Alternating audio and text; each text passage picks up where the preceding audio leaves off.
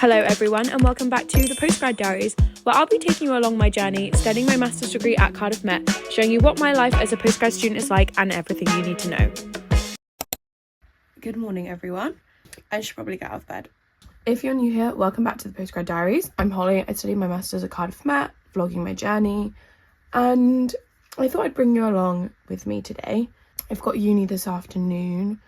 I've got a few errands to run this morning. First things first, I need to get up and I've got a vintage parcel to post, so I need to post that.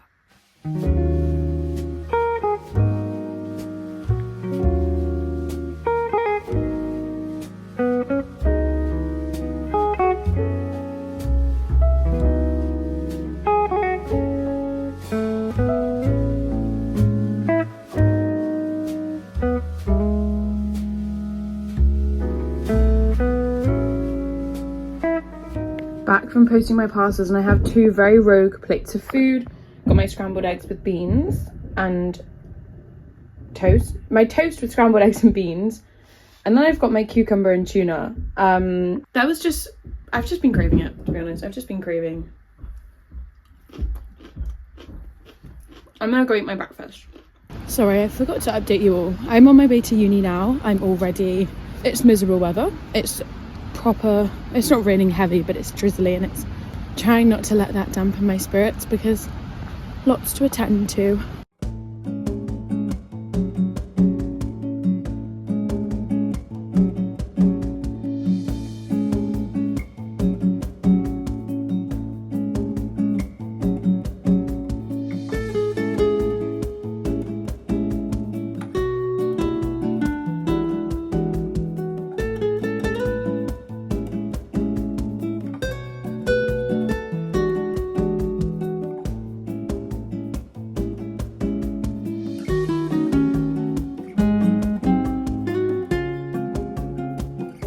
I came home and I ate my dinner almost immediately, and I didn't show you it, but I think I took a picture of it.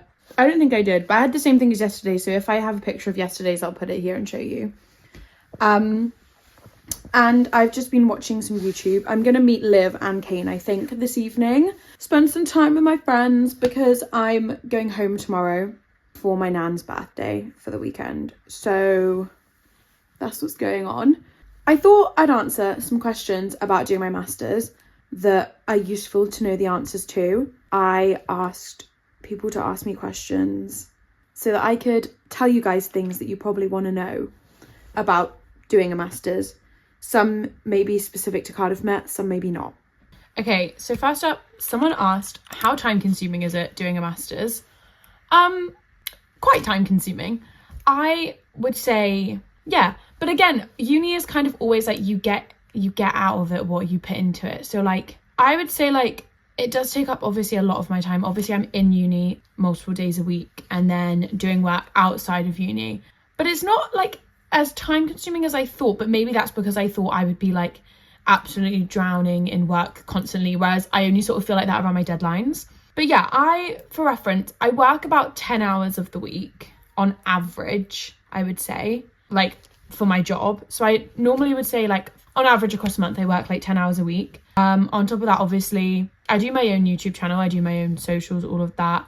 I obviously go to uni, do my uni work, spend time with my loved ones, you know, and I go to the gym probably like 3 or 4 days a week. So like I would say I'm pretty busy, and I sometimes do have moments where it feels hard to manage everything, but I'd say overall it's not too bad. I would say like doing a master's, some people, not that I would recommend this based on how my master's has been so far, but some people like will do a master's whilst working a full-time job. I think that's crazy. Master's and part-time job, yeah. Anyway, this was kind of similar. The next question was, how often are you in uni?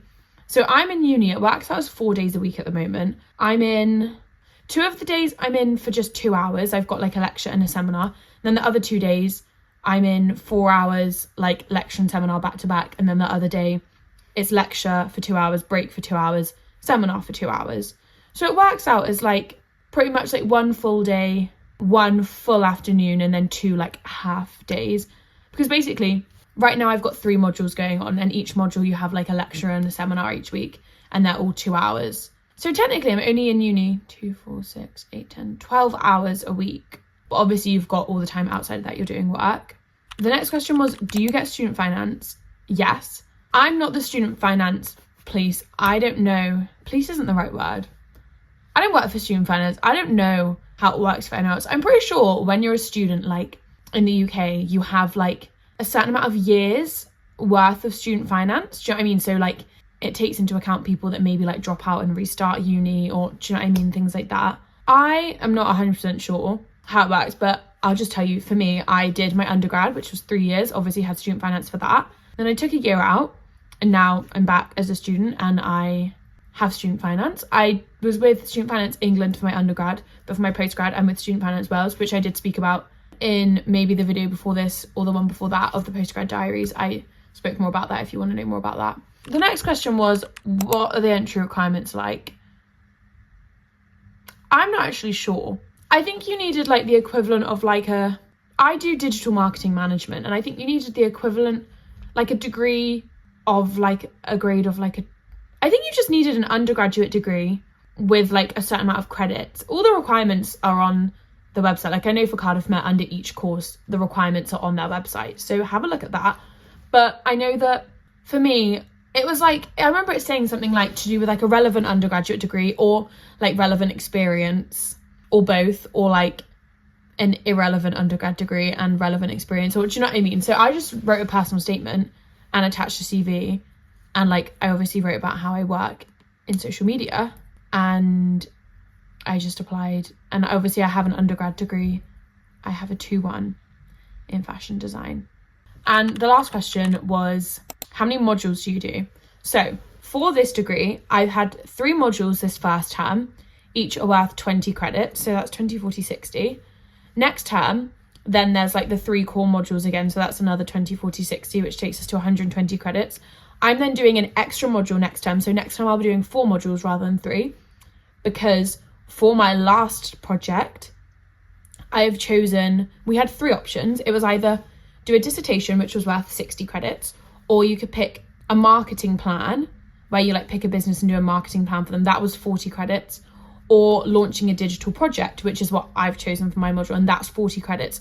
So obviously to make those 2 equivalent to the 60 credit dissertation, you have to pick up another module. And there was a couple different options. I opted for a placement module next term, which I actually need to like speak to someone about that, because I don't know whether we're meant to be like being proactive about this and getting it sorted like soon, or whether it's something we sort out after Christmas. I'm really not sure. So need to double check with that.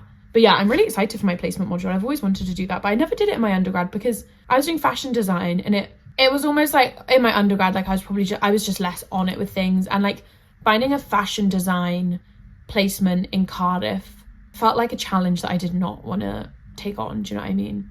So I just did a module at uni instead, like a different module. Those are all my questions. I'll probably answer more questions in the future. I feel like it's nice to know what people want to know. But for now, I might go make a little post-dinner snack, because I had my dinner like an hour ago and I'm low-key a bit hungry because I had kind of a small portion. Because when you're eating food and like you kind of get the ick of it. That's how I was feeling when I was eating this yesterday. So I made a smaller portion today. So now I want a snack. So I'm gonna go make a snack. And then I'm going to see Liv and Kane.